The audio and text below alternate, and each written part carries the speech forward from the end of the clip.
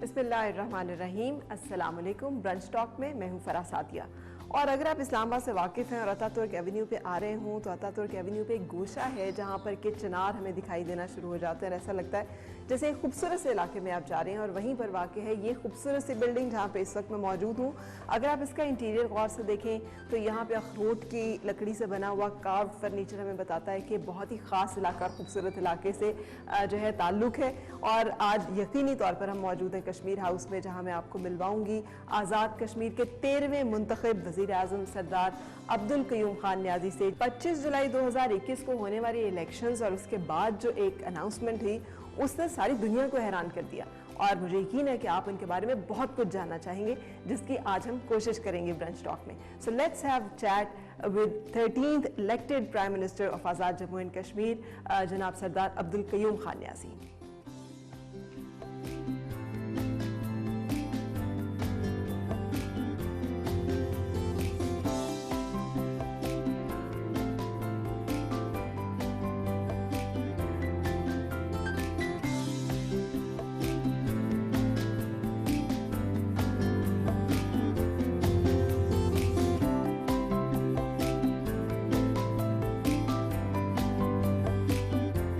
अस्सलाम वालेकुम और बहुत शुक्रिया वक्त देने के लिए हमें, और बहुत मुबारक हो। अच्छा, ये आपका बयान बड़ा डिस्कस हुआ सरदार साहब के मैंने तो शेरवानी भी नहीं सिलवाई थी, मुझे तो मालूम ही नहीं था और अचानक से ऐलान हुआ वज़ीर आज़म के बनने का। सो कितना गैर मुतवक्को था आपके लिए समेत बहुत सारे और लोगों के ये ऐलान, आपका वज़ीर आज़म बनना? देखें, ये मैं आपको इस तरह कह सकता हूँ कि जब एक क्लब में कोई मेंबर हो तो उसको चेयरमैन बनने में कोई दुश्वारी नहीं होती, लेकिन यहाँ पॉलिटिक्स में एक स्टेटस को है कि पार्टी का प्रेसिडेंट उसी को होना है, जनरल सेक्रेटरी है या कोई बड़ा ग्रुप है जिसके साथ 8-10 MLAs हों तो वो ही आगे जा सकता है। ठीक है। तो इसके लिए तो मैं एक नामुमकिन समझता था जिसको अल्लाह ताला ने मुमकिन बनाया। ठीक है। कि जब मुझे सुबह 5:23 पर कॉल हुई कि आप उम्मीदवार हैं प्राइम मिनिस्टरशिप के, ठीक है, चेयरमैन ने आपको बना दिया है, फिर चेयरमैन साहब ने मुझे 1 घंटा बाद कॉल की। अच्छा। आज़ाद कश्मीर के लिए मैंने चुन लिया है, आज आपका इंतखाब होगा और फिर 7 तारीख होगा। तो मेरे लिए कोई, मैंने वैसे तो एक इंसानी फितरत होती है, बंदे को थोड़े वक्त के लिए ये चीज़ महसूस होती है कि अल्लाह का फजल हुआ है मुझ पर, तो उसकी बुनियाद पर मैं, जब मुझे अली अमीन गंडापुर ने जो वज़ीर अमूर कश्मीर हैं उन्होंने कहा, तो फिर मैंने उठ के वज़ू किया और 2 रकात नमाज नफल अदा किया, अल्लाह का शुक्र अदा किया। ठीक। तो अच्छा, लेकिन ये बहुत सारे लोग इसे डिस्कस भी करते हैं कि अगर आप ही एक्सपेक्ट नहीं कर रहे थे तो बाकी लोग तो बिल्कुल ही नहीं कर रहे थे। सो ये गैर मुतवक्को होने के साथ साथ क्या कोई कुछ और एलिमेंट भी था इसमें कि अचानक से आपका नाम जो है वो सामने आया, जिसको बहुत नहीं, अचानक नहीं आया। जब कोई 4-5 रोज़ कबल हम 5-6 लोगों के इंटरव्यूज़ हुए। अच्छा। जो चेयरमैन तहरीक इंसाफ वज़ीर आज़म पाकिस्तान ने खुद लिए, ہاں تو میرے خیال سے یہ جس طرح ہماری کوئی اسٹوڈنٹ ہیں یا دوسرے لوگ وہ اپنے ملازمت کے لیے سی وی ہوتی ہے تو ہماری بھی سی وی ہوتی ہے، پیچھے سے ایک کریکٹر چلا آ ہوتا ہے. اب میں آپ کو بتاؤں ہماری تیسری نسل اس میں آگے جا رہی ہے. مجھے 40-42 سال ہو گئے ہیں اسی فیلڈ میں.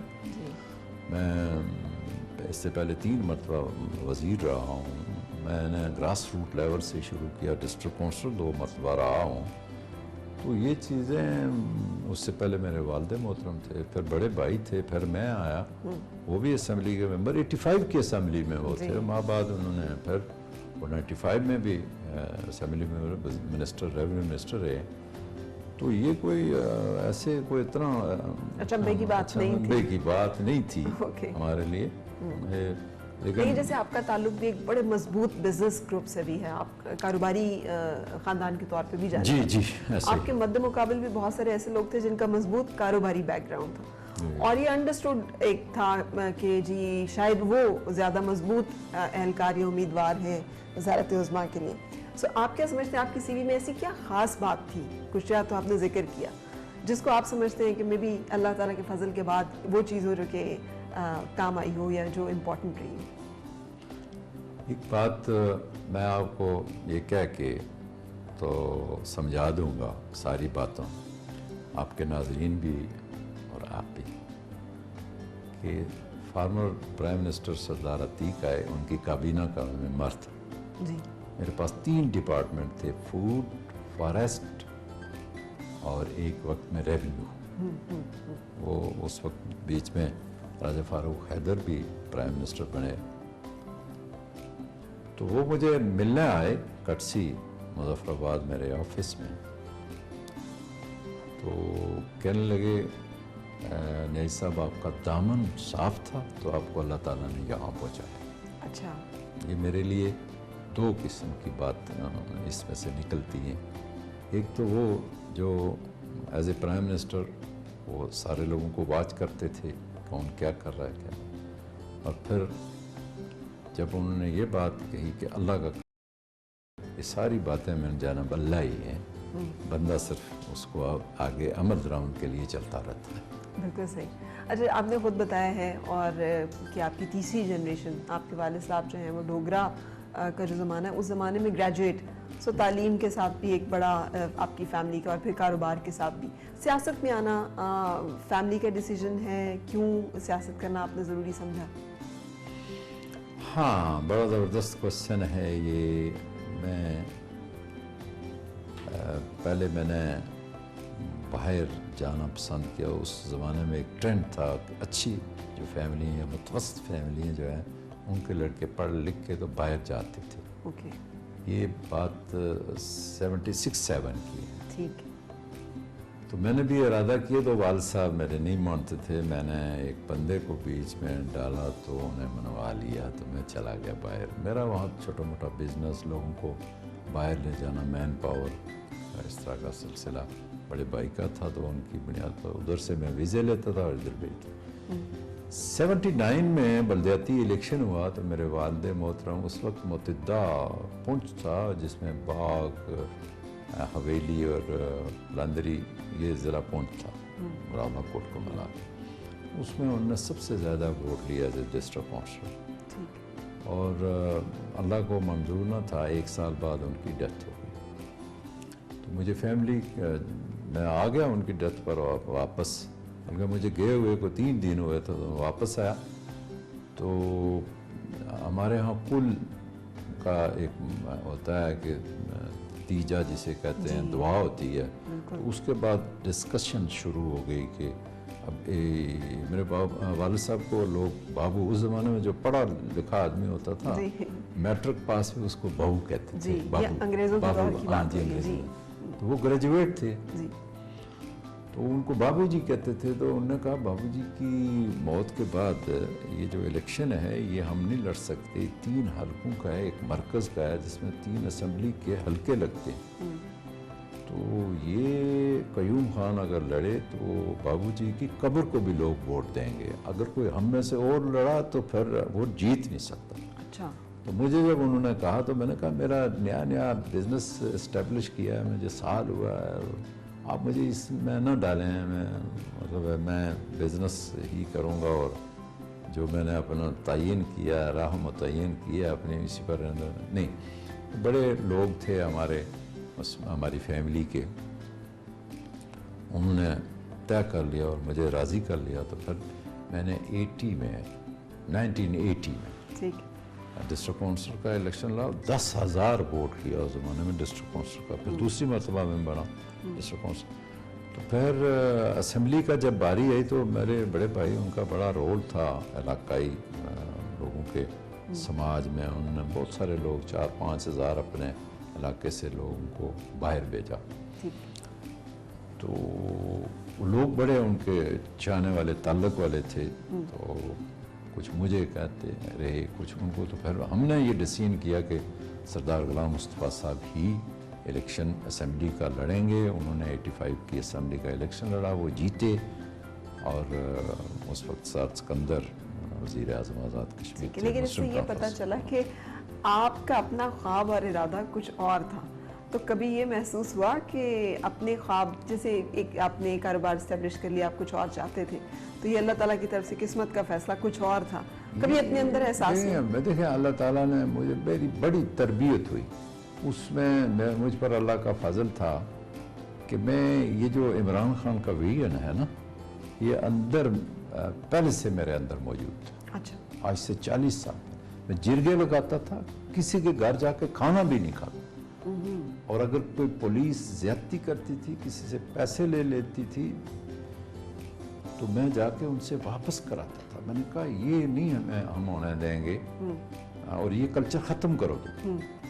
تو یہ میرے اس بچپن کی, میں 23 سال عمر تھی میری, آپ کو تو پتہ ہے 23 سال کا نوجوان کیا کر سکتا ہے, 24 سال. تو میرا اپنا ایک سٹائل تھا کہ میں, کوئی انصاف ہونا چاہیے لوگوں کے ساتھ, اور پھر عام آدمی کو بھی اسی طرح کی زندگی اسے سہولت کے ساتھ گزارنی چاہیے جس طرح کہ ایک بااثر آدمی گزارتا ہے. چلے بااثر آدمی کے پاس پیسہ ہوتا ہے, لیکن وہ جو لائف انجوائے کرتا ہے آدمی, آزاد زندگی, وہ ہر آدمی کا حق ہے. بالکل, یہ میرا تھا, اور میں سمجھتا ہوں یہی میرا سرمایہ تھا. تیار کر کے اللہ تعالیٰ نے عمران خان کے ذہن میں ڈالا کہ آزاد کشمیر میں کوئی ایسا آدمی بھی فقیر بیٹھا ہے جس کو اگر آپ اس منصب پر لے جائیں گے, آپ نے اپنے لیے بڑا مناسب, پریشانی نہیں ہوگی. بڑا مناسب لفظ استعمال کیا. یہ لوگ بھی آپ کو بڑے درویش صفت اور فقیر منش جو ہے وہ جانتے ہیں کہ آپ بڑے عوامی شخصیت ہیں, زمین پہ بیٹھ جاتے ہیں, موٹر سائیکل پر آپ نے اپنی کیمپین کی, کوئی اتنا آپ سمجھتے نہیں ہیں. آج ایک اور خوبصورت بات آپ کو بتاؤں, میں جب آپ کے اس انٹرویو میں آ رہا تھا تو میری جیب میں رائٹ جانب تسبیح تھی اور لیفٹ جانب ٹوپی جو میں نماز کے وقت پہنتا ہوں, وہ میں نکال کے اپنے آفس میں چھوڑ آیا ہوں کہ واپسی پر میں پھر جیب میں ڈالوں گا تو مجھے میری جیکٹ ایزی رہے. اچھا. تو یہ بھی بڑی اللہ کی مہربانی ہے کہ میں, الیکشن ایک بہت بڑا مشکل مرحلہ ہوتا ہے, اور یہ برصغیر کی سیاست آپ سمجھتی ہیں, چونکہ اس فورم پر بیٹھتی ہیں تو آپ کو سارا پتہ ہے. یہ کوئی اس طرح کی یورپین ملکوں کی سیاست نہیں ہے. یہ یہاں جنگ لڑ کے بندے کو آنا پڑتا ہے, بڑی محنت, بڑے مسائل سے, بڑے آگ اور سمندر سے گزر کے آنا پڑتا ہے, پھر یہاں پہنچتا ہے. تو اس میں اتنی آسانیاں نہیں ہیں کہ یہاں, پھر جب یہاں بندہ آ جاتا ہے تو بہت ساری کوالٹیز یہاں آپ کو دیکھنی پڑتی ہیں کہ کس طریقے سے ہم نے کیا کرنا ہے. ایم ایل اے لیول کی ذمہ داری ہے تو وہ کس طرح نبھانی ہے, منسٹر کی ذمہ داری ہے تو وہ کس طرح نبھانی ہے, اور جس طرح مجھ پر اللہ تعالیٰ نے فضل کیا, اگر یہ آ جائے تو اس کے متعلق میں آپ کو بتاؤں کہ اس وقت تک میں پرائم منسٹرشپ کو بہت ایزی لے رہا ہوں. کوئی کسی قسم کا مجھے پریشانی نہیں ہے کہ میں کوئی نیا آدمی ہوں. میں سمجھتا ہوں میں 10 بار پہلے پرائم منسٹر رہ چکا ہوں. ایسی میری کیفیت بعض دفعہ آتی ہے, بعض بریفنگز میں اور بعض معاملات میں. آج بھی میں ایک پروگرام میں تھا تو وہاں میں نے مسئلہ کشمیر پر جب بات کی اور آزاد کشمیر اور حکومت پاکستان کے ان معاملات کو اقدامات کو میں نے سامنے لایا اجاگر کیا تو محسوس ہو رہا تھا ان لوگوں کو جو ہمارے ساتھ بیٹھے ہوئے تھے یہ کوئی نیا آدمی نہیں ہے جس کو آزاد کشمیر کی پرائم منسٹرشپ ملی ہے. اچھا جی، جیسے آپ نے خود کا آپ کے بارے میں ایک اور بات بھی کہی جاتی ہے، تھکتے نہیں ہیں آپ لمبی کیمپین آورز ہوں یا پھر دورے ہوں یا بریفنگز ہوں آج کل، تو آپ بالکل دن رات کام کریں، سٹاف تھک جاتا ہے، آپ نہیں تھکتے. اس کا کیا سیکریٹ ہے؟ جی آپ نے کہاں سے باتیں لی دیکھیں آدمی جذبے سے کام کرے نا تو اس کو تھکاوٹ نہیں ہوتی ہے. بوجھ سمجھے کسی چیز کو تو پھر اس کو تھکاوٹ آتی ہے. میں کسی چیز کو اپنے اوپر بوجھ نہیں سمجھتا. دوسرا میں پیشہ ور یعنی سیاستدان ہوں واحد اس کام میں جو میں فل ٹائم پالیٹکس کرتا ہوں. تو میں نے مجھے موقع ملا چیف آف آرمی اسٹاف سے ملنے کا، تو ان کو میں نے جب یہ بات کی تو انہوں نے کہا پھر اپنے اخراجات آپ کیسے لاتے؟ میں نے کہا ہمارے فیملی سسٹم ہے، میرے جتنے بھی اخراجات ہوئے وہ فیملی کے لوگوں نے، دوستوں نے، اور ہماری جو آپ پہلے ایک سیٹ اپ ہے جس میں ہمارے بڑے بھائی کی ان کے بچوں کا بزنس ہے، فیکٹریز ہیں ان کی. تو آزاد کشمیر کے اس ایم ایل اے شپ کے الیکشن میں اتنا کوئی پیسہ نہیں انوالو ہوتا اگر آپ کا براہ راست لوگوں سے تعلق ہے جس طرح میرا ہے آزاد کشمیر. ٹھیک، اس کے لیے زیادہ پیسوں کی ضرورت نہیں. ہاں اگر آپ اچانک آتے ہیں کہیں سے کسی طریقے سے تو پھر آپ کو یہ ذہن میں ڈالنا ہوتا ہے کہ میرے پاس پیسہ ہے کہ میں یہ الیکشن لڑوں. بالکل صحیح. اچھا یہ آپ نے بڑی خوبصورت بڑی زومانی بات کی ہے کیونکہ اس میں یہ جو الیکشنز کا پورا بیک گراؤنڈ ہے وہ سب کور ہوتا ہے. لیکن آپ کے اپنے بیٹے جو ہیں وہ برطانوی شہریت رکھتے ہیں اور وہاں پہ کاؤنسلر بھی ہیں، لیبر پارٹی سے ان کا تعلق بھی ہے. تو اس کا مطلب بچوں کا تو کوئی ارادہ نہیں کہ آپ کے بعد وہ بھی سیاست کا حصہ بنے یا وہ بھی آئندہ آنے والے دنوں میں یہاں پر آ کر سیاست میں سرگرم ہوں؟ سچی بات میں آپ کو بتاؤں، لوگ سیاست باتوں میں بھی سیاست کرتے رہتے ہیں. مجھے سیاست نہیں آتی. سیاست کو ایک مشاورت کا نظام کہتے ہیں. اس میں سنسیئر ہونا چاہیے آدمی. اس میں یہ عنصر نہیں ہونا چاہیے کہ بندہ دوسرے کو ڈاج کر رہا ہے. نہیں. مشاورت سے اس کا نام میں دیتا ہوں جس میں انسان کو سچ اور وہ جو حقیقت ہو، ضرورت ہو، اس کے مطابق بات کر رہا ہوں. تو یہ جو آپ کا کوشچن ہے میں اس پر آپ کو یہ کہوں گا کہ میرا بیٹا جس انداز میں یورپ کی سیاست میں ہے وہ آئندہ ترقی کرے گا انشاءاللہ. وہ آگے جائے گا انشاءاللہ. ٹھیک ہے، لیکن پاکستان آ کے سیاست کرنے کا ان کا کوئی ارادہ؟ پاکستان کی جو سیاست ہے اس سے وہ اللہ تعالیٰ کے فضل و کرم سے آگے ہے. اس کے لیے کوئی یہ سیاست مشکل نہیں ہے. بالکل. اچھا جیسے آپ نے ابھی خود ذکر کیا بہت سے ایسے لوگ جو کہ باہر سے گئے اور آزاد کشمیر کے الیکشن میں بڑے مضبوط ان کے پراسپیکٹس تھے، وہ بھی اب آپ کی کیبنٹ کا حصہ ہیں. تو کتنا چیلنجنگ ہوگا اور سیاسی سفر کتنا دشوار اور کتنا مشکل رہا ہے؟ کوئی اس سے جڑا ہوا واقعہ اگر آپ دیکھنے والوں کو بتانا چاہیں. دیکھیں آپ کے شعبے سے بھی یہ کہ ان کا اپنا ذکر نہیں کیا جو اس سے پہلے تھے. جی بالکل. تو چلیں ان کی آخری خواہش نہیں پوری ہوئی لیکن ایک خواہش پوری ہوگی. بالکل ٹھیک ہے، یہ اتنی کافی ہے. تو اب بھی جو لوگ ہیں وہ دیکھیں نا، کوئی لوگوں کا فیملی بیک گراؤنڈ ہوتا ہے. جس طرح آپ کا اشارہ ہے ان کی فیملی میں ایک ایسا شخص جو بہت ہی اس دنیا میں اچھے انسان، شریف انسان دیکھے جاتے تھے. انہوں نے وہ پہلے ممبر کشمیر کونسل بنے، پھر ممبر اسمبلی بنے. انہوں نے ایک وقار اپنے اور پھر وہ ان کے پاس کوئی ایسی پرابلم نہیں تھی کسی، نہ پیسے کی اور نہ ہی اور وہاں اپنے لوگوں میں کسی قسم کا کوئی مسئلہ تھا. تو اس سے پھر وہ صغیر چغتائی ان کا نام تھا. ابھی جو آئے ہیں یہ بیٹس مین ہیں، سمجھدار آدمی ہیں اور ظاہر ہے اتنے بہت بڑے اسٹیبلشمنٹ چلا رہے ہیں تو اس بندے کے لیے میں نہیں سوچ رہا کہ کوئی مشکل ہے کہ وہ اسمبلی ممبر بنے, سینئر وزیر بن گئے تو ان کے لیے وہ مشکل ہے. بلکہ ہم تو یہ کہیں گے کہ اگر یہ جو برصغیر کی سیاست کے تقاضے ہیں ان کو چھوڑ کے آدمی اپنے لوگوں کے لیے کرے تو ایسا آدمی انتہائی کامیاب ہو سکتا ہے. بالکل سر, ہم یہاں پہ ایک بریک کے لیے رکیں گے اور بریک کے بعد اپنی گفتگو جاری رکھیں گے.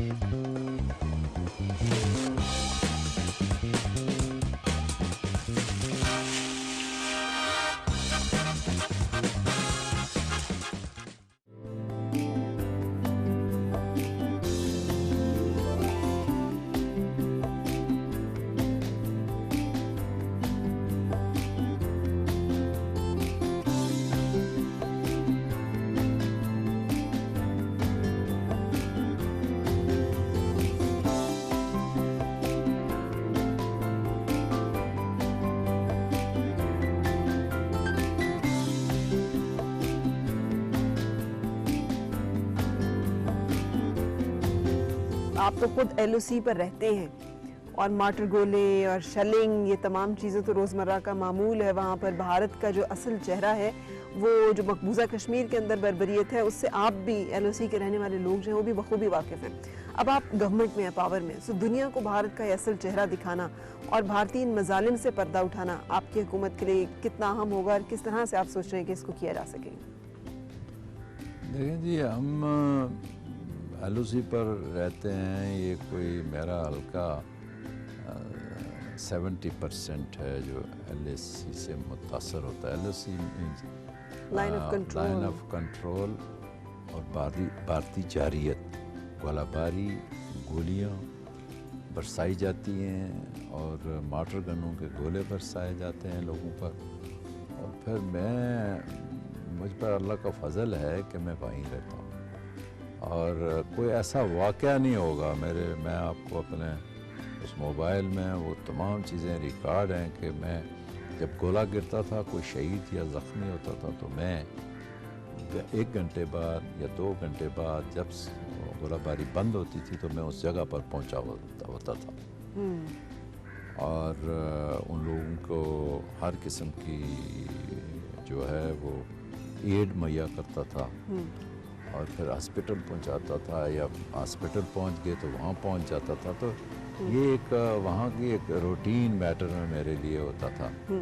لیکن مجھے اب جو میں سوچ رہا ہوں, جس طرح آپ کا کوشچن ہے, کچھ چیزیں جو ہیں وہ اللہ کے فضل سے جو میں پہنچا ہوں as a prime minister A جے کے, تو مجھ پر صرف ایک حلقے کی ذمہ داری نہیں ہے بلکہ ایل او سی پر جو 13 حلقے لگتے ہیں وہ کچھ 600-650 کلومیٹر ہے وہ بارڈر لائن, جس کو ہم سیز فائر, اصل میں ہم سیز فائر لائن ہے, وہ ایل او سی نہیں ہے. وہ شملہ معاہدے کی بنیاد پر ایل او سی بنی تھی لیکن وہ آگے چل نہیں سکا, اس لیے ہم سیز فائر لائن ہی اس کو کہتے ہیں. ٹھیک ہے, تو یہ میری اب ذمہ داری ہے اور اس میں اب بھارت کو بھی پتہ ہے اس بات کا کہ ایک ایل او سی کا جو پہلے وزیر ادھر ہوتا تھا وزیر اعظم بن گیا ہے. تو اب میں تو کشمیری ان مظلوم بھائیوں کی ڈٹ کے بات کرتا ہوں ہر فورم پر, ان کے ساتھ کیا ہو رہا ہے اور وہ کیسی زندگی گزار رہے ہیں. ہماری عفت ماں مائیں بہنیں اور ہماری بیٹیاں وہاں کیسے زندگی گزار رہی ہیں, یہ سب میں بے نقاب کرتا ہوں بھارت کو, بھارت پر ساری چیزیں, دنیا پر بھارت کا یہ جو چہرہ ہے بے نقاب کرتا ہوں. آپ کو میں اس کی ایک مثال دے کے آپ کو آسانی سے اپنے آپ کے دیکھنے والوں کو, پچھلے عرصے میں کے پی ایل ہوا, وہاں کشمیر پریمیئر لیگ کا ٹورنامنٹ ہوئے اور بھارت اس میں روڑے اٹکا رہا تھا. مجھے دوسرا دن تھا, حلف ہوا میرا, تو میں وہاں پہنچا تو ہم نے دیکھا کہ وہ کے پی ایل دنیا کے 42 ملکوں میں براہ راست دیکھا جا رہا تھا، اور اس میں نے سپیچ کی، اور وہ اس میں نے یہی کہا کہ بھارت جو ہے وہ کشمیر کے اندر ایل او سی پر جارحیت تو کرتا ہے، ہمارے ان بھائیوں کے ساتھ جو سلوک ہو رہا ہے، لیکن آج اس نے ایک اور ایسی اپنے منہ پر کالخ ملی ہے کہ اس نے دنیا کو بتایا کہ یہ آزاد کشمیر جو ہے یہ انسیف ریاست کا حصہ ہے، جو وہ بالکل ٹوٹلی انسیف ہے۔ تو آپ کدھر اپنے کھلاڑیوں کو بھیج رہے ہیں؟ تو اس پر میں آپ کو بتاؤں کہ وہ ہمارے شہریار افریدی مبارکباد کے مستحق ہیں، اس میں ہمارے دیگر ادارے بھی آتے ہیں، وہ بھی اس کے مبارکباد کے مستحق ہیں۔ آزاد کشمیر گورنمنٹ اس میں ہمارے جو ادارے تھے جنہوں نے بہت محنت کر کے اس کو کامیاب کیا، اور پھر بھارت بے بس ہو کے گھٹنے ٹیکے اس میں، ورنہ وہ تو ہمارے ان اوکیزن بھی سوچتا ہے کہ کسی نہ کسی طریقے سے اپنے الائز جو اس کے ان کو ساتھ رکھ کے ان پر بھی پابندیاں لگانے کی کوشش کرتا ہے، وہ نہیں ہونے دیا، اور کے پی ایل کامیاب ہوا اور بھارت کو ایک اور میسج چلا گیا۔ میں اس کے اوپر بالکل یہ بہت اہم کنٹینیو کروں گی، لیکن شکریہ چائے کے لیے، اس لیے کہ ہمیں بتایا گیا کہ آپ نے آتے ہی مہمانوں کی چائے پہ بھی پابندی لگا دی ہے، اور اب آپ نے یہ احکامات دے دیے کہ سب کو قہوہ جو ہے وہ سرو کیا جائے، اور دال روٹی کے علاوہ اور کچھ یہاں پہ نہیں دیا جائے۔ دیکھیں وہ ہمارے پردے کی باتیں ہیں، آپ کو تو ہم اچھی چائے سے یہ دودھ، اصلی دودھ جو ہے اس کی چائے ہے، اچھا ویری گڈ، اور یہ نہیں ہم کرتے ہیں جس سے آپ چونکہ مہمان ہیں، اور پھر ایسے مہمان ہیں کہ یہ تاثر نہ لے کے جائیں کہ جو کچھ وہاں پکتا تھا وہی ہمیں کھلایا گیا، بلکہ مہمان نوازی کی گئی ہے۔ شکریہ، لیکن آپ نے بڑی کفایت شعاری کی جو مہم اپنائی ہے، کٹ ڈاؤن کیے بڑے ایکسپینس۔ یہ میں نے پوچھا، ہمارے ادھر میجر صاحب ہیں، وہ سپرویژن کرتے ہیں اس ہمارے ان معاملات کو، میں نے کہا پہلے کتنا خرچہ تھا؟ وہ کہنے لگے 90,000، لاکھ، 1,20,000 اس طرح۔ تو میں نے انہیں کہا یہ کم، ہاں ہم کھانا کس سٹینڈرڈ کا کھا رہے ہیں؟ انہوں نے کہا جی یہ 5 اسٹار جو ہوٹلوں میں بنتا ہے ریسٹورنٹ پر اس کا۔ تو میں نے کہا یار میں ایک ایسے متوسط طبقے سے ہوں، میں اچھا کھانا کھاتا ہوں، تو اگر وہ میں مینیو آپ کو دے دوں تو آپ دیکھیں کتنا خرچہ آتا ہے۔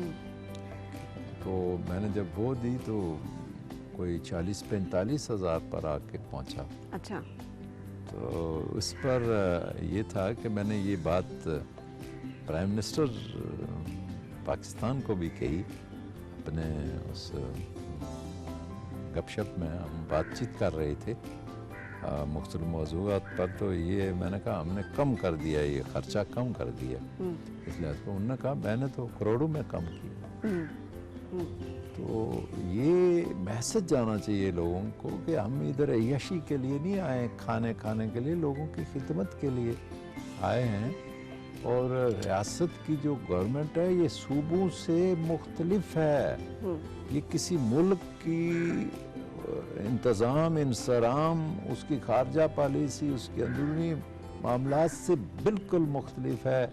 ہم ایک ایسے بیس کیمپ کے جو ہیں وہ نمائندگی کر رہے ہیں، ایسے لوگوں کی نمائندگی کر رہے ہیں کہ جس کا ہم نے بیس کیمپ بنایا، اور یہ کوئی سروسز کے لیے وزیر، مشیر، صدر اور وزیر اعظم بننے کے لیے نہیں بنایا تھا، ورنہ میں اس کو سمجھتا ہوں، اور باقی لوگ بھی یہاں بہت بڑے لوگ رہے ہیں، غازی ملت رہے ہیں، سردار قیوم رہے ہیں، کے ایچ خورشید جیسے لوگ رہے ہیں، طاقتور اور بڑے تجربہ کار لوگ رہے ہیں۔ تو میں جو اس معاملے میں کہنا چاہتا تھا کہ یہ آزادی کا بیس کیمپ ہے، اور پھر اس کے لیے ہم نے وہ اقدامات اٹھانے ہیں جو ہمارے ان کشمیری بھائیوں کے لیے جو محاصرے کی زندگی گزار رہے ہیں، جو کرفیو کی زندگی بھی گزارتے ہیں، جب ان کا جنازہ اٹھتا ہے تو وہ جنازہ چھین لیا جاتا ہے۔ ابھی گیلانی صاحب کا، جی گیلانی صاحب بڑے آدمی تھے، یہاں تو ایک نوجوان برہان الدین وانی کا میں ذکر اگر کروں تو میں سمجھتا ہوں کہ اس کے خون نے بھی جلا بخشی ہے لیکن گیلانی صاحب کا بھی جنازہ نہیں ہونے دیا. گیلانی صاحب کے ساتھ تو یہ ہوا کہ انہیں یہ نہیں پتہ تھا کہ اس چادر کے نیچے پاکستان کا جھنڈا ہے، ورنہ وہ جب انہوں نے اوپر سے چادر اٹھائی وہ بے حرمتی کر رہے تھے،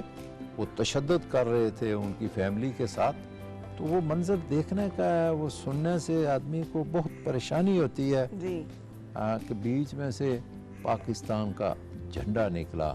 اور وہ میں سمجھتا ہوں کہ جو گیلانی صاحب کی خدمات تھی تحریک آزادی کے لیے، بہت بڑا وجود تھا تحریک آزادی کے لیے ان کا، وہ آخر دم تک انہوں نے کہا، جس طرح انہوں نے جو جدت دی اپنے نعرے میں کشمیر بنے گا پاکستان کو، کہ ہم ہیں پاکستانی، پاکستان ہمارا ہے. ٹھیک ہے، یہ ایک ایسی وہ نعرہ دے گئے ہیں کہ ہم پر یہ قرض ہے. اور وہ میں سمجھتا ہوں جو باقی قیادت ہے وہاں کشمیر میں، شبیر شاہ ہیں، میر وائز ہیں، اور دیگر وہاں یاسین ملک ہیں، تہاڑ جیل میں جو لوگ وہ قید و بند کی، بلکہ خود یہ تو قید و بند کی اس دنیا میں ان کو ڈالا ہوا ہے. لیکن خود گیلانی صاحب کے لیے میں سوچتا ہوں کہ ان کو ایسے ٹارچر کیا گیا. اب تو وہ 7 سال سے ہاؤس اریسٹ، لیکن اس سے پہلے انہوں نے یہ شامل کر کے 7 سال 27 سالہ جو ہے وہ قید و بند کی. آسیہ اندرابی صاحبہ ہمارے سامنے بہت سارے بے شمار سر. لیکن جیسے آپ ذکر کر رہے ہیں، پچھلی جو حکومت تھی آزاد کشمیر کی، وہ بہت انہوں نے اپنے جذبات کا اظہار کیا تھا. انہیں لگا کہ کشمیر کا مقدمہ صحیح طور پہ لڑا نہیں گیا، انہیں لگا کہ کشمیر کی جو لوگوں کی جذبات ہیں عالمی سطح پر اجاگر نہیں کر سکے، پاکستان اپنا کردار نہیں شاید اس طرح سے ادا کر سکا. بہت اہم تاریخ کے سنگ میل پہ ہم کھڑے ہیں، جبکہ فلیش پوائنٹ کے طور پہ کشمیر، وہاں پہ مسلسل لاک ڈاؤن، بھارت کی مسلسل دہشت گردی، یہ تمام چیزیں دنیا کے سامنے آنے کی ضرورت ہے. آپ اس کو کیسے دیکھتے ہیں اور آپ کیسے اسے لے کے چلیں گے؟ سچی بات یہ ہے کہ پچھلی حکومت خان صاحب سے پہلے انہوں نے 4 سال ان کا وزیر خارجہ ہی نہیں. اگر میں یہ غلط کہتا ہوں تو آپ خود کہہ رہے ہیں کہ یہ غلط ہے. اگر میں سچ کہہ رہا ہوں اور حقیقت بیان کر رہا ہوں تو پھر جو حکومت ہوگی وہ آزاد کشمیر بیس جو حکومت ہے، میں جس کو کہتا ہوں کہ یہ آزادی کا بیس کیمپ ہے، اس کا جو نظام ہے 2-3 چیزوں میں وہ پاکستان سے ایکٹ 74 کی بنیاد پر جڑا ہوا ہے، جس میں کرنسی شامل ہے، وزارت خارجہ ہے، 2-3 اور یہ معاملات ہیں ان کے، وہ جڑے ہوئے ہیں پاکستان کے ساتھ. اب جب پاکستان ہی کچھ نہیں کرتا تو وہ پچھلی حکومت کیا کرے گی جو ادھر کر رہی ہے؟ وہ بھی ان کی تال میل سے چلتی ہے.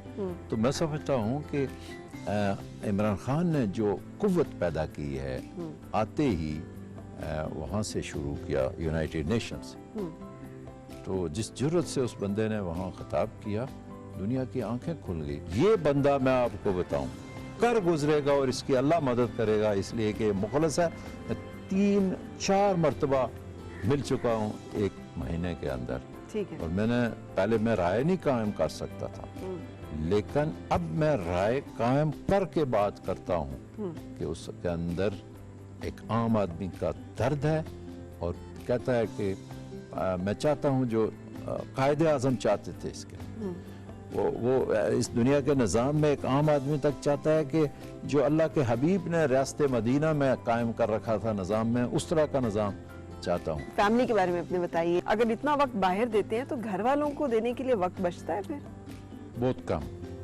اچھا، تو پھر وہ پریشان نہیں ہوتے؟ لیکن جب وہ میری سنتے ہیں، میرے بچے، میری بیگم، میرے بھائی، میرا خاندان جب یہ سنتا ہے کہ یہ تو کوئی اپنی دکانداری تجارت تو نہیں کرتا، یہ لوگوں کے لیے کرتا ہے، تو اللہ تعالیٰ اس کی محنت کو، میں نے کتنی دفعہ اپنی بیگم سے یہ سنا کہ اللہ تعالیٰ آپ کو اس محنت کا اجر دے، کہ وہ بھی دوسری بیگمات کی طرح اس کو بھی ضرورت ہے کہ میرا میاں ادھر ہفتہ 10 دن راولپنڈی میں رہے یا گھر پر رہے، لیکن ایسا میں نہیں کرتا، اس لیے کہ میں نے جو آپ کو پہلے کہا کہ میں ادھر ہوتا ہوں کہ گولے پڑ رہے ہیں، ہمارے لوگ پریشان ہیں، اسپتال میں جائیں تو مشکلات ہوتی ہیں، سفر کے لیے ایمبولینس نہیں ملتی ہے، وہ تو اس طرح کی باتوں میں لگا رہتا تھا اور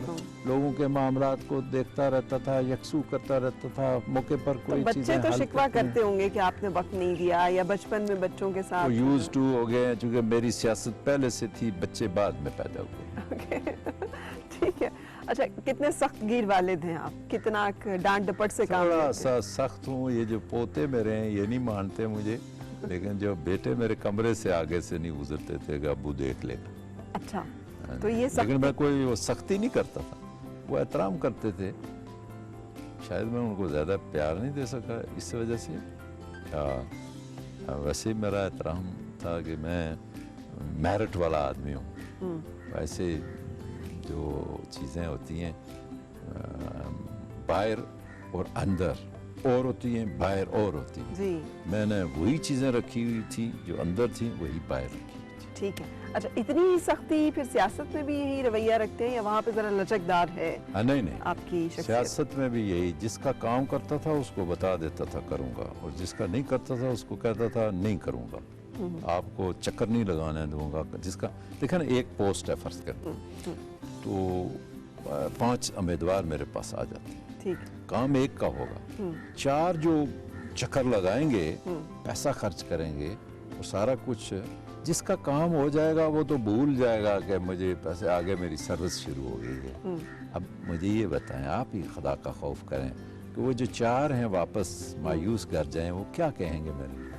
اگر ان کو میں پہلے کہہ دوں تو اوپر ایک ذات ہے جو لکھتی ہے کہ کائنات میں یہ بندہ میرا کیا کرتا ہے، کیا ہوشیاریاں دکھا رہا ہے، کیا پھرتیاں دکھا رہا ہے، وہاں رہ جاتی ہیں پھر وہ اوپر والا دیکھ۔ تو پھر میں یہ کہتا ہوں میں نے آپ کا کام کرنا ہے، یہ باقی خلاف آپ کا نہیں کر سکتا، میرٹ پر آپ آ رہے ہیں یا میں آپ سے وعدہ کرتا ہوں آپ پہلے آئے، جیسے بھی جو بھی، لیکن باقیوں کو بلا وجہ ان کو ایک وقت جب مایوسی ہوگی تو میرے لیے اور اللہ کے ہاں کسی کی اگر آواز چلی گئی تو یہی تو بات ہے، میں یہاں آیا ہوں کہ میرے لیے آوازیں ہیں، ادھر اوپر بھی اللہ کے ہاں بہت اچھی رہی ہے۔ اچھا، یہ آپ کا جو ایک دین اور دنیا کا کمبینیشن ہے یہ بڑا خوبصورت ہے، یہ جو اللہ تعالیٰ کے ہاں اکاؤنٹیبلٹی کا تصور ہے، ہمارے دین کی اساس ہے کہ اگر آپ کے اندر یہ خوف ہے کہ آپ نے اللہ کو جواب دینا ہے تو آپ خود بخود آپ نیب سے نہیں ڈریں گے، آپ اس سے ڈریں گے کہ آپ نے کام جو ہے وہ ٹھیک کرنا ہے۔ سو یہ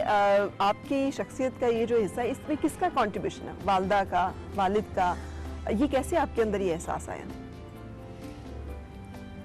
ہاں، میرے والد صاحب جو تھے نا وہ انگلش میڈیم تھے۔ اچھا، بابو تھے؟ صحیح، بابو تھے، ڈورگاہ زمانے کے، انگریزوں کے زمانے کے گریجویٹ تھے، لیکن جو میری والدہ تھی وہ مذہبی تھی، مذہبی گھرانے سے تھی۔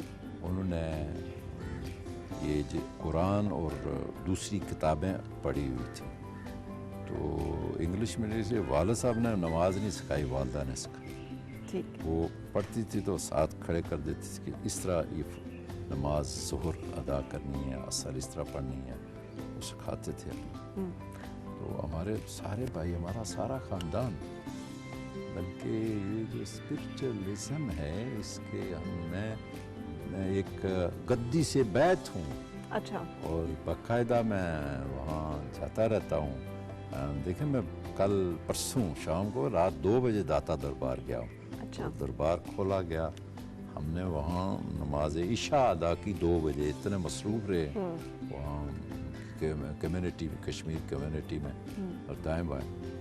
تو پھر وہاں ہم نے دعا کی، اس اللہ کے نیک بندے کے ہاں شکر ادا کیا۔ تو یہ پہلے بھی میں جاتا رہتا تھا، پہلے کوئی کام نہیں کرتا تھا، داتا دربار جاتا تھا۔ اچھا، اس کا مطلب ابھی بھی میں گھر میں نہیں گیا، اپنے حلقے میں نہیں گیا، اللہ تعالیٰ نے کہا ادھر داتا کے پاس جاؤ جدھر پہلے جایا کرتے تھے۔ اچھا، تو اس طرح بھی ایک ماحول ہے، اس کا اثر ہے، وہ میری والدہ کا ہے۔ قربت بھی زیادہ والدہ سے رہی، اٹیچمنٹ بھی زیادہ والدہ سے؟ والدہ سے رہی۔ والد صاحب تو زیادہ وقت نہیں ملا، وہ ذرا سخت آدمی تھے، وہ کہتے تھے انگریزی میں بات کرو اگر انگریزی سیکھنی ہے، اردو میں بات کرو اگر اردو سیکھنی ہے، تو ڈانٹتے بھی تھے. اور مجھے 7ویں کلاس میں ٹینس انہوں نے پڑھائے ہوئے تھے. میٹرک میں لوگوں کو نہیں آتے تھے، مجھے آتے تھے. اور پھر وہ مجھے کہتے تھے 8ویں جماعت میں جب گیا تو کہتے تھے لیٹر ٹو دی ایڈیٹر پڑھا کرو. یہ پاکستان ٹائم وہ پڑھا کرتے تھے. اردو اخبار کبھی زندگی میں انہوں نے نہیں پڑھی. تو یہ لیٹر ٹو دی ایڈیٹر پڑھا کرو، اس سے انگریزی مضبوط ہوتی ہے اور اس طرح. تو وہ اسی لیے میں نے کہا نا وہ انگلش میڈیم تھی. ٹھیک ہے. ٹھیک ہے. اچھا، ہم یہ بھی جاننا چاہیں گے کہ جب آپ پریشان ہوتے ہیں تو کیسے چیزوں کو ریئیکٹ کرتے ہیں، ڈیل کرتے ہیں؟ کیا مصروفیت میں سے وقت کیسے نکالتے ہیں اپنے لیے؟ یہ آپ کا کوشچن میں اس طرح اس کو لوں گا کہ جو آدمی دنیا میں لالچ کرتا ہے، برائیاں کرتا ہے، پھر اس کو جواب ملتا ہے تو وہ پریشان ہوتا ہے. مجھے کبھی نہیں جواب ملا، نہ میں پریشان. صرف انتخابات میں پریشان ہوتا ہوں کہ جب چر لوگوں کی باتیں سنتا ہوں. کام میں کرتا رہا، میدان اور کوئی مار جاتا ہے. میں نے کہا ایک بات آپ کو بتانا چاہتا ہوں، ذہن میں آ گئی. 2016 کے الیکشن میں دھاندلی ہوئی. یہ نون والے دھاندلی میں بڑے ماہر ہیں. ان نے بہت شاگرد پیدا کر دی. ہمیں تو کچھ سپورٹ ہی نہیں ملی خان صاحب کی طرف سے. صرف خان صاحب کے خلوص نے ہمیں آزاد کشمیر میں جتوایا. تو میں 2016 کی بات کرتا ہوں. اسمبلی کا الیکشن ہوا تو رات میں 11 بجے تک میں جیتا رہا. تو اچانک پٹی چل گئی کہ جی وہ مسلم لیگ نون کی سیٹ لے گئی اور قیوم نیازی ہار گئے. تھوڑا مجھے دکھ ہوا سب کہ میں تو ہارنے والا نہیں تھا، میں تو جیتنے والا تھا. ہرا دیا 1200 کچھ ووٹ جو ہمیں اطلاع ملی موسٹلی اسٹیشنوں سے. رات کو پریشان ہوا، لیٹا بیٹھا اٹھا تو کوئی 2 بجے کے بعد 2 گھنٹے آرام کیا. صبح فجر کی نماز کا وقت تھا تو ادھر ایک چھوٹا سا دفتر ہے میرا، وہ بھی LOC پر ہے، گولے ہی گولے پڑتے ہیں. تو وہ دفتر قائم تھا. میں وہ رات کو لوگ کھا پی کے ادھر پھینک کے چلے گئے، پریشان تھے، ڈبے ادھر پڑے ہوئے تھے، ساری چیزیں. میں نے کہا مسلح کدھر لگاؤں؟ میں نے مسلح اوپر چھت پر لے آگے مسلح لگا. میں نے نماز پڑھ کے میں اللہ سے مخاطب ہوا، کوئی گلہ نہیں کیا. کیا کہا؟ یا اللہ میں تیری رضا پر راضی ہوں. اسی دن سے یہ فیصلہ ہو گیا تھا کہ عمران خان کی حکومت آئے گی اور نیازی پرائم منسٹر بنے گا آزاد کشمیر. بالکل صحیح. سو آپ ہوپ فل ہیں، آپٹیمسٹک ہیں. آگے کیا ارادے اور پلاننگ ہے اس کے بعد؟ What next? جو پیچھے آپ نے مجھ سے پوچھا اور میں نے آپ کو بتایا کہ میرے جیسا آدمی اب کوئی ایسی خواہش کر سکتا ہے کہ جو آزاد کشمیر کے لوگوں کے لیے، سیز فائر لائن کے لوگوں کے لیے، جو مقبوضہ کشمیر کے مظلوم لوگوں کے لیے مفید نہ اور میں اپنے فائدے کے لیے سوچوں؟ Never, not at all. مجھے ایک تو عمران خان کے ویژن کے مطابق، کیونکہ ایک پریکٹس ہو چکی ہے، اس شخص کو اس میں کامیابیاں ملی ہیں، اس لیے میں بھی اپنا ایک ویژن رکھتا ہوں جی، جو بڑا مجھے لگتا ہے مطابقت رکھتا ہے وزیر اعظم عمران خان. سب سے پہلے میں نے آپ کو کہا کہ ایسے ہی ہے جیسے ہوائی جہاز میں یا وہ کسی کوسٹر میں 2 سواریاں گٹھی ہو جاتی ہیں اور جب گپ شپ کرتے ہیں تو ان کے خیالات ملتے رہتے ہیں، اور جب خیالات نہیں ملتے تو پھر وہ ایک دوسرے سے منہ ادھر کر لیتے ہیں. جب وہ کسی اسٹیشن پر اترے ہیں، کھانا کھانا ہے یا چائے پینی ہے، ایک ادھر ٹیبل پر بیٹھے گا، ایک ادھر بیٹھے گا. لیکن جو ہم نوا ہوں گے، ایک دوسرے سے ان کے خیالات مل جائیں گے، وہ شاید ایک ہی ٹیبل پر بیٹھیں، ایک ہی ٹیبل پر بیٹھیں اور شاید ان میں سے بل ایک ہی دیں. بالکل. وہ کہتے ہیں نا کبوتر با کبوتر، باز با باز، کہ ایک جیسی لوگ جو ہیں وہ صحبت ایک جیسی اکٹھی اختیار کرتے ہیں. آپ کا بہت شکریہ، آپ نے ہمیں وقت دیا، خالص دودھ کی چائے پلوائی، مہمان نوازی کے لیے بہت شکریہ. اور جتنا حیران کن تھا آپ کا اعلان آپ کے لیے، میں دعا کرتی ہوں اور ہم سب امید کرتے ہیں کہ اتنا ہی حیران کن وہ دنیا کے لیے کہ آزاد کشمیر کی آپ بطور وزیر اعظم جو موقف ہے آزاد کشمیر کا جو موقف ہے وہ دنیا کو اجاگر کر سکیں اور وہاں پر جو آزاد کشمیر کے بسنے والے لوگ ہیں ان کی ویلفیئر کے لیے کام کر سکیں. Thank you very much for giving اس اپرچونٹی اینڈ ٹائم. بہت شکریہ, آپ نے میری تلخ اور سادہ باتوں کو محسوس کیا. Thank you. شکریہ. اس کے ساتھ ہی ہم آپ سے اجازت چاہیں گے برنچ ٹاک میں, اور اگلے ایپیسوڈ میں منتظر رہیں گے آپ کی ہمارے ساتھ کی. انشاءاللہ ملاقات ہوگی کسی اور مہمان کے ساتھ. اس وقت تک کے لیے اللہ حافظ.